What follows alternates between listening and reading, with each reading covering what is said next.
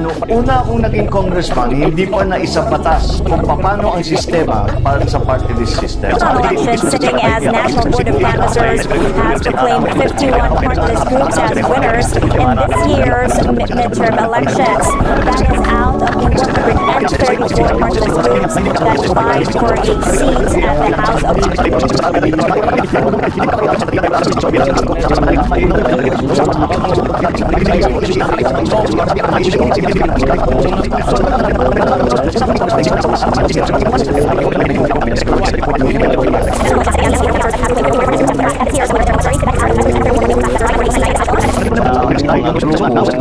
sa mga nagiging issue na pinag-uusapan ay yung party list system natin.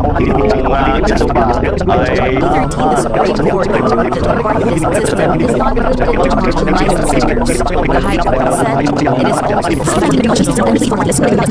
midterm elections, there are 134 party lists remaining on the ballot. CNN Philippines looked into the background of their nominees. We learned that at least 80 nominees are either members of political dynasties, business groups, and politicians ending their terms.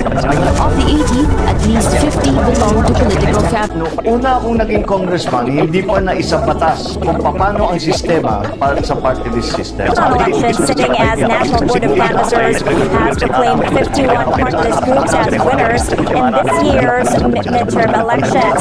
That is out of the 134 party list groups that vied for 8 seats at the House of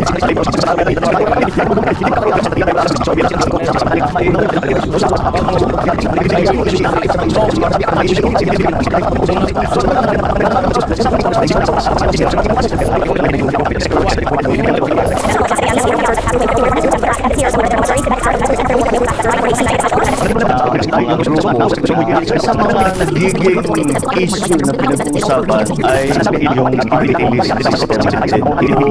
Ito ba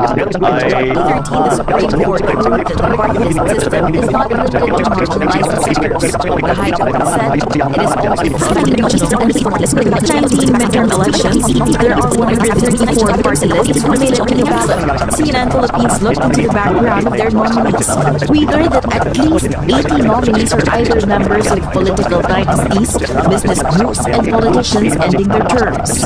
Of the 80, at least 50 belong to political families. noong una akong naging congressman, hindi pa na isang batas kung paano ang sistema para sa party list system. On election, sitting as National Board of Canvassers has proclaimed 51 party list groups as winners in this year's midterm elections.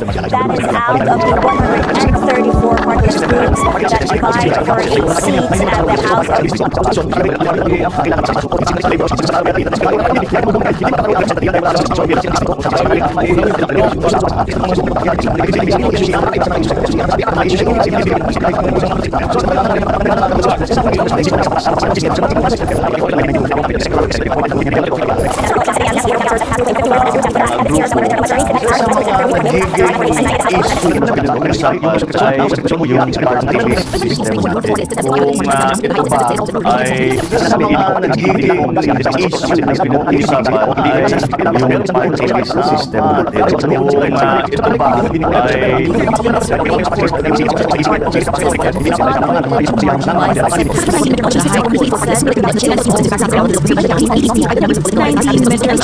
there are 154 party lists who made it to the ballot.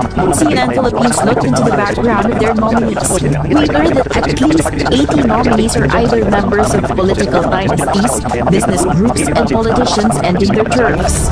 Of the 80, at least 50 belong to political families. Noong una akong naging congressman, hindi pa na isang batas kung paano ang sistema para sa party list system. On election, sitting as National Board of Canvassers has proclaimed 51 party list groups as winners in this year's midterm elections. That is out of the 134 party list groups that vied for 8 seats at the House of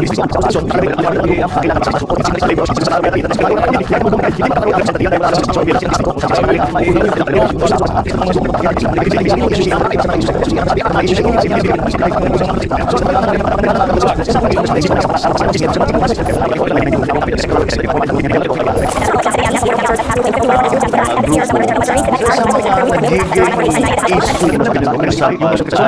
yung party list system natin. Kung ito ba ay sa mga nagiging issue na pinag-uusapan ay yung party list system natin. Kung ito ba ay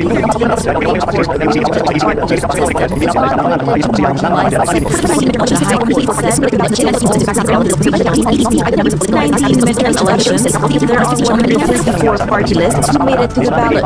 CNN Philippines looked into the background of their nominees. We learned that at least 80 nominees are either members of political dynasties, business groups, and politicians ending their terms. Of the 80, at least 50 belong to political families.